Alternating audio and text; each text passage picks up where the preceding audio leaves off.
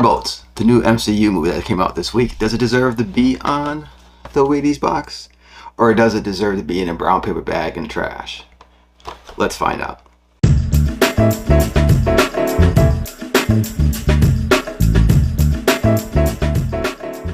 Hey everybody, thank you for watching Nibbles and Flicks. I'm your host, Jeff Reed. Don't forget to like and subscribe to our channel. Please help us grow our channel up to 1,000 subscribers. And in today's video, we're talking about the movie Thunderbolts. As they find themselves in a death trap, an unconventional team of anti-heroes must embark on a dangerous mission that will force them to confront their darkest corners of their past. Thunderbolts is starring Florence Pugh as Yelena Belova, Sebastian Stan as Bucky Barnes, Julia Louis-Dreyfus as Valentina Aguilera de Fonte, Louis Pullman as Robert Reynolds, David Harper as Alexei Sholovatov, and Wyatt Russell as John Walker, Hannah John Keeman as Ava Starr. If you guys watched our videos before, we break it down into 3 segments: the good, the bad, and our final verdict and how we feel about the film, and also a rating. So let's get into it. Let's start with the good. What I like about this film doesn't have that typical MCU start, you know, with the jokes and action and the tropes and all that stuff. It kind of got away from that. It kind of started off a little bit on the political side and also focusing on mental health. And I like what they did that by meshing those two things together, showing the political side, what De Fonte is Julia Louis-Dreyfus' character is basically trying to set up on her end, dealing with the court system, dealing with the government for her past things that she's done that's been very questionable in MCU.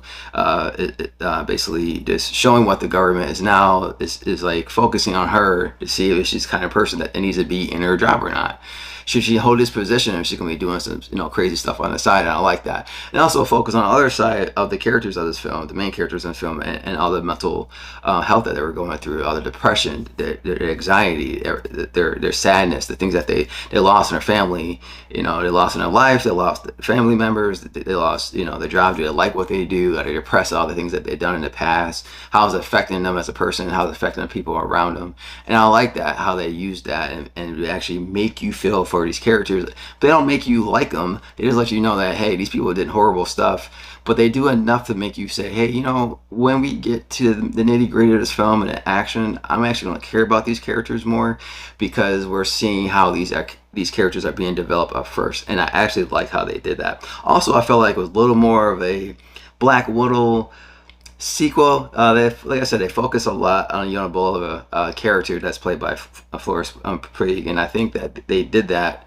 One, she's a great actress, and she's a great character as well. And I think that they used that to kind of like bring everything home together, so everybody can understand that this is something that you're familiar with. We all love Black Widow, who's played by Scarlett Johansson, and it brings like that kind of homey feel to where, like, yeah, we do miss her.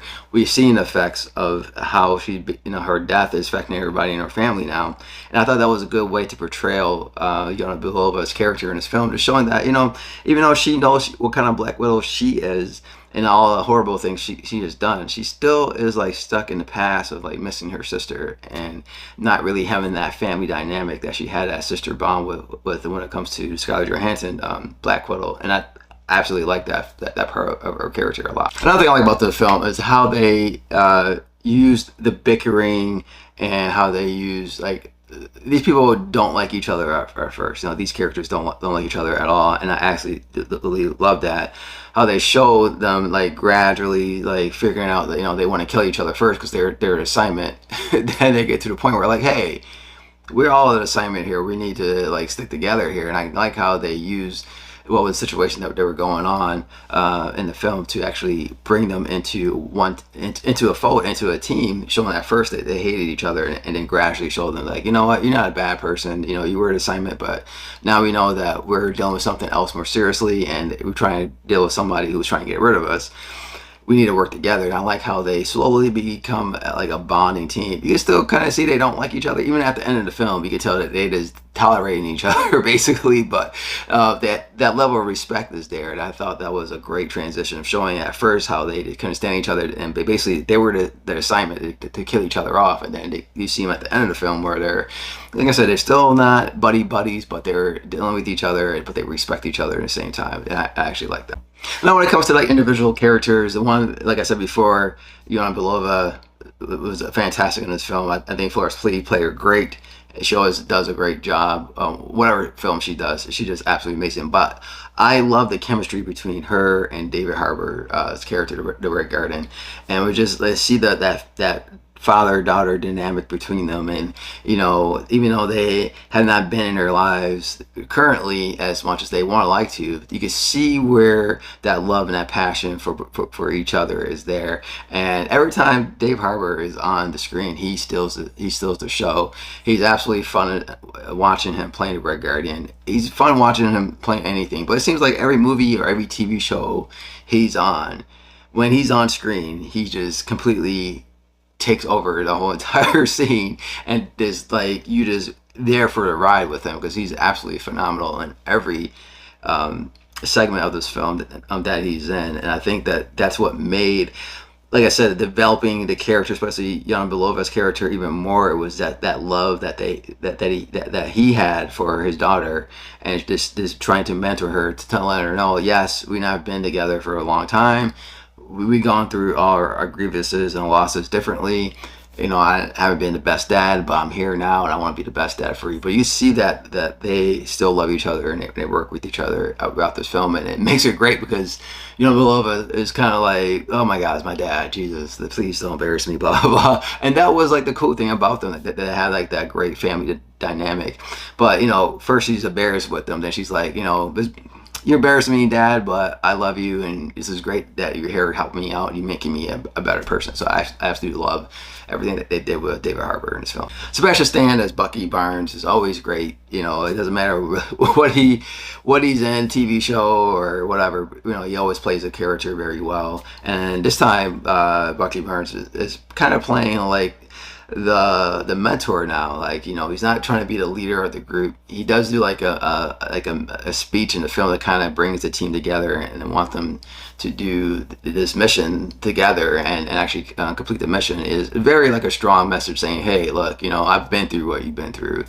You know, sometimes you just gotta swallow a pill and just understand that, hey, tomorrow's a different day, and then I could be a better person tomorrow, and I can start that today. And I thought that was kind of cool how he was showing them that, hey, you know, I've done stuff in the past, but look at me today, I'm a different person. And it was kind of cool to be like the mentor. And he actually, you know, wasn't the leader of the group. He's basically showing that leadership role as a mentor, just passing the leadership along to someone else, and basically be the mentor of these people. Because first he wants to complete his mission, but he also wants to make sure that the people that he's working with is also okay to understand that, hey, things happen in the past and mistakes in the past. You got to get over it. You got to move forward. And I thought that was absolutely great. Wyatt Russell was also great as John Walker. You know, Dollar Store Captain America. It was very, very well. One thing I did like about him, they let you know right away and throughout the film, John Walker is a jerk. He's a complete jerk, and he does not care. He does not try to not be a jerk, and he's going to be a jerk no matter what. And I like that. It kind of consistent with his character. You do see a little bit of a story arc with him in the film. He starts out as a total prick and ends up to be like, I can deal with him kind of prick. So that was one thing I did like about him. Everything he did when it comes to like action, acting, when it comes to you know, just being his character, showing his depression and what he's going through with his family. I thought that was very interesting as well. I think John Walker did an amazing job, and I can't wait to see him more in the future. Bowman did an amazing job playing Robert Reynolds, who's basically is Bob in the film. If you've seen the trailers, it's Bob. He did a great job playing Bob, Sentry, and also the Void. He actually brings the complexity of the character that was in the comic books. And if you understand the character in the comic books, the character is very complex. He goes through a lot. He was a crazy person. He was a drug addict. He was psychotic. and he basically just wanted to like just do better for himself, and he was also looking for more drugs also.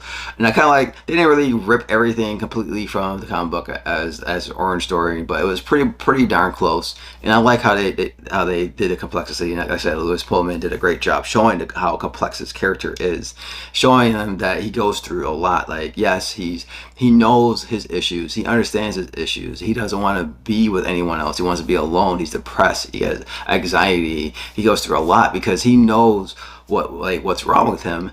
And when he really finds out that what was happened to him, it grows him more. He understands, like, okay, like I really don't want to be around anybody, help anyone, and actually, and it basically builds onto that already depressed anxiety that he has already as an individual already.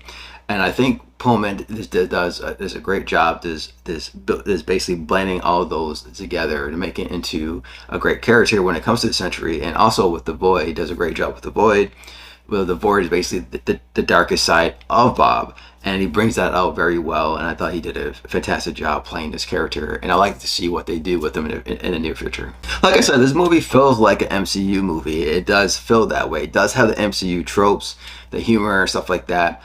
But at first, like I said, in the first part of the film, it doesn't really focus on that stuff too much. It kind of like gradually goes into it. It throws a little quirks, the humor, the sarcasm, all that stuff. It's in the film. So it definitely has that MCU feeling, but it's just not like blown right in the face beginning to end. And I like that, how they kind of blend the way they want to do their MCU movies with a new genre. And now kind of this focus on making this movie kind of serious and have a certain tone, but also be a lot lighthearted towards the end. But this film is very dark, and I like how they use their darkness of this situation that these characters are in, but also use the lightness of the MCU and blend that together and make it into a very woven, beautiful movie to watch. And to have these different wavelengths, you know, you're up one moment, then you're down, then you're really down, then you go back up, and this is a great way how they kind of piece together this film. And finally, the last thing I did like a lot about this film is the cinematography. They did a great job shooting on location, not using, you know, CGI and the rooms and all that stuff. They actually went on location and shot different spots, and I thought that was very good, very telling in the movie as well. And I actually like that they actually use practical sets and stuff like that, and use things to make it feel more real, more alive. So I have to say, the cinematography, certain shots in this film were actually fantastic, and I hope they kind of still use this, because I don't like the whole CGI thing all the time. It's nice to go on location and shoot and bring some kind of realism into the movies, and this film has that. Now we're going to talk about the bad, and the first thing I want to talk about is Taskmaster. And I was so happy to see that she was on a roster of this team when this movie was announced. And does she get a redemption story? No, she gets no redemption story. I really don't know why she was in the movie. Still to this point, I don't understand. She's in the film for like maybe 3 minutes, and I really don't understand the point of her being in the film, because it does absolutely nothing to her. Nothing. Yeah. Another thing also I didn't like is how they use ghosts. I was hoping there will be more ghosts. I think she was a throwaway character, but she was kind of forgettable a little bit. She does do a lot of important things in this film, and she is in the entire film, but I just felt like they could have done more with her. I felt like her character was basically someone that was there for the ride. They were helping out when they needed help in certain situations to make things more convenient. And I think that was the purpose I have in her film. So I kind of wish I got more of her, but unfortunately we didn't. Now, this is a subjective feeling. Like I said before, there is that MCU tropes and jokes and humor and stuff like that. Now, some things hit, some stuff don't. But if you don't like the MCU jokes, the humor, the tropes, and all that stuff, then you may not like it. It didn't bother me. I like it. I know what's coming in these films. It's a popcorn film. I'm just hoping sometimes they have a well-balanced story, great development of characters, and just give me some good action when the time is being, and hopefully it's not all CGI. But I can see people saying, oh man, here we go with the jokes and the quirks and stuff like that. It's not as much as the typical MCU film, but I can see people just rolling their eyes sometimes when it comes to some of the stuff. But it's not really a negative for me, but I can see it being a negative for someone else. Another thing, and this is also an MCU issue, and I feel like they just don't develop their villains well. It's always a weak villain. The villain in this film is more Valentina Allegra de Fonte. Not saying that she did not do a great job in this film. She did. She played whatever was on paper and she put it on the screen. I thought she did a good job. However, I felt that she should have been more of a, how do I say, sadistic, more threatening, more psychotic villain. Kind of like Amanda Waller, but not Amanda Waller, if you know what I'm trying to say. Like, I feel like this was a good opportunity for her. And if you see this film, you know what I'm saying. They put her in situations where she can be absolutely horrible. And then she cracks a joke, and I'm like, what's the joke for? Let her be horrible. This is what she is. She says some horrible stuff. She feels horrible stuff. She does horrible stuff. Let her just be horrible. We don't need a joke here. And I felt like sometimes that kind of like took me out a little bit for her character. And I'm like, oh, maybe great. This person is a jackass. I cannot wait for them to get her. And then she'll like say a joke or something, or say something that it's kind of like not off-putting, but this doesn't fit the situation where she's trying to be villainous and malicious and horrible, and then she'd say something like really funny. Basically, like make it a light tone again. Like, no, let's keep it dark. This is good, MCU. Let's keep this dark and let's keep it very, very, very evil when it comes to this character. What I had an issue with is I want more character development for her to understand why she's doing this. She does say, but it hasn't really goes into it. I was basically, the Avengers not here, so I'm trying to make the ultimate weapon, basically. Okay, cool. Why? What you're getting out of this? What's the point? Are you going to get more money out of this? Are you going to, get more power out of this? Like, what's your end goal? Like, what are you trying to do at the end of the day? And the last thing I like about this film, I thought the film was anticlimactic. I thought the ending was not good. I thought they could have done a better job. I understand what they're trying to do. I don't understand the characters on this film, and you can't have it, in a certain way, especially when you got an OP person. And then you're trying to do something else later on and try to connect the universe. But I felt like it was a little anticlimactic a little bit, and I felt like it could have done better. It doesn't ruin the film for me, but I just feel like the ending could have been better. But other than that, that's the only gripes I have about this film. Now the verdict, and if you haven't seen me do this in the last video that I did, the last review, this is something I'm doing now. It's basically ranking the film by how many snacks are in this bowl. If you see completely empty, or if it is completely empty, that means it's a trash film. If it's 1/4, I mean it's a bad film. If it's half, it's meh. If it's almost filled, like 3/4, it's a good film, not great. But if it's all the way to the top, then it's a fantastic 5 out of 5 movie. And let's see what the Thunderbolts is. Let me try to maneuver this. This is a fragile box they gave us at CinemaCon. And let's see how much snacks are in this film. How would I feel about this film? Alright, let's get you in here. So yeah, that's how I really feel about this film. It is a 3 out of 4. It's almost full, but not completely filled up to the brim. So I want to say this is a very good MCU movie. It's not the best since Endgame. I know some people are trying to say that. To me, it's not. If you feel that way, I'm happy for you. I'm glad that you feel that way. I just don't feel that way. I feel like there's other films that are just better that it came out. Especially, when I came last year, Deadpool and Wolverine, I felt that was, if I was doing Deadpool and Wolverine, it would be up here. Shang-Chi is another one. The Spider-Man movies, both of them that came out after Endgame. I even put Black Panther.